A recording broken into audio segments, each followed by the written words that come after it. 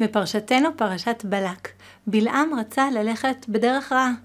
השם מתנגד, לא תלך עמהם, לא תאור את העם, כי ברוך הוא.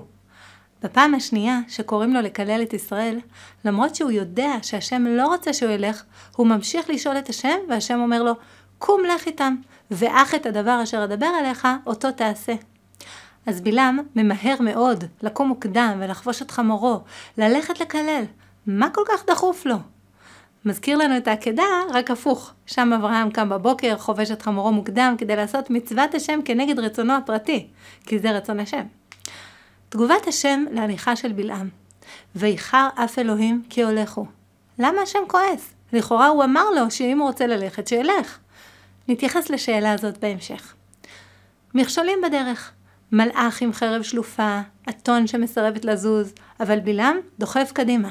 בדרך שאדם רוצה לילך, בה מוליכים אותו. והשאלה הנשאלת היא, האם יש גבול לעיקרון הזה? מתי, אם בכלל, השם יעצור מישהו שרוצה ללכת בדרך רעה? ניתן לראות בסיפור שלנו שיש גבול. אמנם אותו אדם פרטי יוכל ללכת בדרך הרעה שלו, אבל התוכנית הגדולה של השם לא תשתנה בעקבות זאת. כאן השם מתערב במציאות. הוא אומר, את הדבר אשר אדבר עליך, אותו תדבר. ואז יוצא שבלעם מנסה לקלל, אך בפועל מברך את ישראל. כי כמו שאמר השם, העם ברוך ולא ניתן לקלל אותו.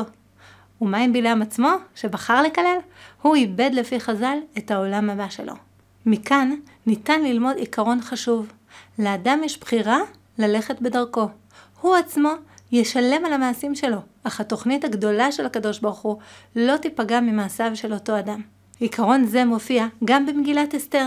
כשאסתר מתלבטת אם לפנות למלך ולבקש עלמה, אומר לה מרדכי, אם החרש תחרישי בעת הזאת, רווח והצלה יעמוד ליהודים ממקום אחר, ואת ובית אביך תאבדו. אסתר החליטה שהצלת היהודים תעבור דרכה. אדם נברא כשליח לפעול בעולם, וכל אחד יכול לבחור לפעול עם אל או לפעול נגד אל. בתוך רצף הברכות שמוציא בלעם מפיו, הוא אומר כך, כי לא נחש ביעקב ולא קסם בישראל, כעת יאמר ליעקב ולישראל מה פעל אל.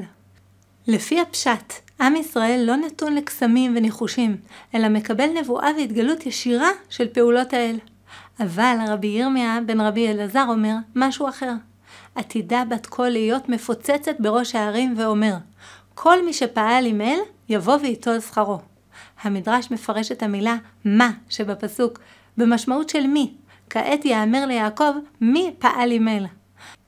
והמדרש שם ממשיך ואומר שאי אפשר להקדים את השם בעשיית המצוות, כי הוא מספק את הבסיס, קדוש ברוך הוא, ואנחנו עושים את המצווה אחרי שפע הראשון שהוא נותן לנו. כך אומר המדרש. מי מל לשמי עד שלא נתתי לו בן זכר? מי עשה לי מעקה עד שלא נתתי לו גג? מי עשה לי מזוזה עד שלא נתתי לו בית? מי עשה לי סוכה עד שלא נתתי לו מקום? מי עשה לי לולב עד שלא נתתי לו דמים? מי עשה לי ציצית עד שלא נתתי לו טלית? מי הפריש לפני פאה עד שלא נתתי לו שדה?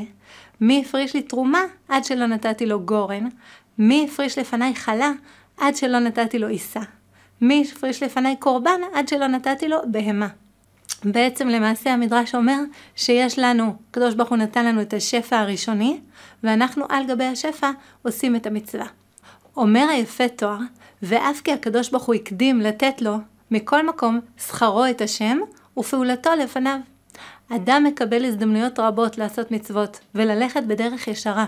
הוא יכול לבחור כמו בלעם להתנגד לרצון השם ולאבד את עולמו, או יכול לבחור לפעול עם אל ולבוא וליטול שכרו. הדוגמאות שהמדרש מביא הן יומיומיות ומעשיות. לא רק אסתר או להבדיל בלעם נדרש לצומת הזו של לפעול עם אל, בכל שפע שהשם נותן לך אתה יכול לפעול איתו, למנף את המתנה שקיבלת ולהיות שותף לקדוש ברוך הוא. שנזכה להקשיב לקול הפנימי ולמצוות התורה ולבחור לפעול עם אל.